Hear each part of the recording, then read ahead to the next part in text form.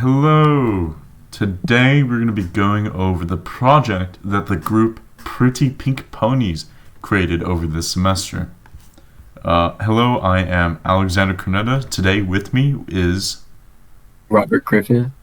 the other members of our group is combined of Nicholas Drake, Charles Wong, as well as Joshua Anatharaj. So, what was the project that we did here, Robert? So what we created is an app where it basically is a scheduler slash calendar, but it has a minimalistic feature to it. So unlike any other lame scheduling app that you've found, Google Calendar. what ours is just that there's not a lot of things going on. That way you're not stressing about any of the other features. We focus on creating events, planning out your days, being able to see when those events occur. In a way that's just really easy to look at. Yeah. So let's run it. Let's see what it looks like. Here we are at the schedule selection screen.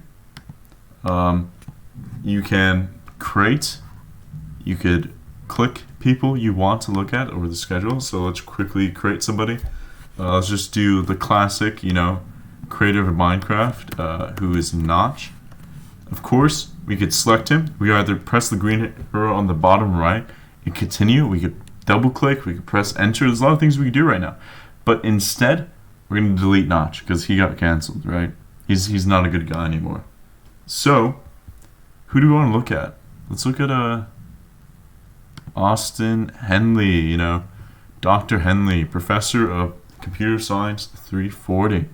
Aren't you interested what he has going on in his day? Oh, I'm so interested. All right. Ooh, look at this wonderful background color you selected, right? So, what is this screen we're looking at? All right. So what we're looking at right now is his planned out week. Each column represents each day of the week, and the small bar at the bottom, the white bar, right there, that represents the day of the week that we're at. So since we're on Friday right now, that's what it'll show. And we also have our time represented right in the middle of the screen. And say if that's too much on your eyes, you can easily remove it and then not have to worry about it and only see the events that you've have. This white bar also entered. moves down throughout the day to show you how close you are to your demise. That's right. Anyways, now how do you change this? Well, if you press the escape key, you enter the menu, right? And what's up here on the toolbar? So what we have on the toolbar is the features of our app. We mainly focused on the events because that's basically where everything's going to be happening. And in the events, we have a spot where you can create a folder, and then within the folder, you actually create your events. Alexander, you want to just show them how to do it? Absolutely. So Austin Henley, he probably has going on every day, honestly. I don't even know that that's how he's still hiking, but it looks okay. He's probably going on a trip, He's probably going on a trip in Knoxville. I spelled that wrong. The Woody hike, he's a busy guy. And if we wanted to specify what kind of hike he's going on, you just click it, and you can actually delete it if you don't like that one. But you could specify it, you double click, and now you're in the editing menu for that event. Too bad that is not implemented. One thing that is implemented is the theme, right? So what's up with the theme here? So what we're saying is just the RGB color bars. Right here basically allows you to create the background color of your scheduling. The screen where it shows your events. So let's just say you're of a neon green guy. Neon green, okay.